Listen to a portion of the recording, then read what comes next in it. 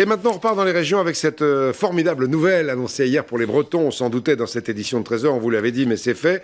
Les Fest-Noz entrent au patrimoine mondial de l'humanité. Ils rejoignent la tapisserie d'Aubusson, la gastronomie, le compagnonnage et quelques autres.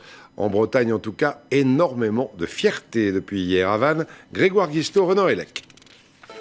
Ce matin, dans les rues de Vannes, les Bretons bombent le torse et on les comprend.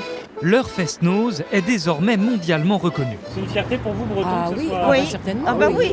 Quand on voit défiler tous ces gens-là, les Et les scènes, beaux tout ça, costumes et tout, les et- musiques et tout, ça vous donne la chair de poule.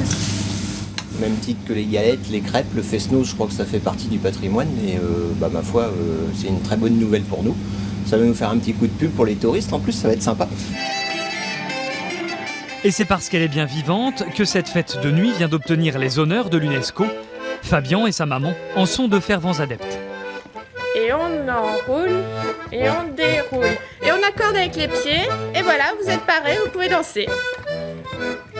À l'heure actuelle, tout est uniformisé et on n'est pas comme tout le monde. On est fiers aussi de nos racines et puis on aime l'exprimer et le fait que ce soit reconnu, c'est très important pour nous. La recette est simple, des danseurs prêts à transpirer et des musiciens.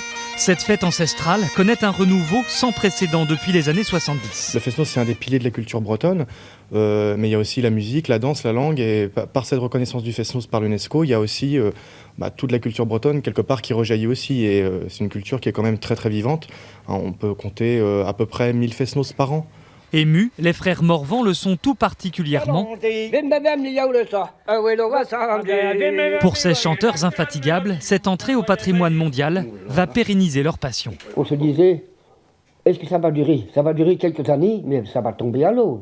Mais non, c'est le contraire. Nous pensons que c'est parti dans le bon sens et que ça va durer sûrement pendant longtemps. Landreau, la Gavotte ou le Pline, retenez bien ces noms car désormais, les Bretons invitent le monde entier à entrer dans la danse.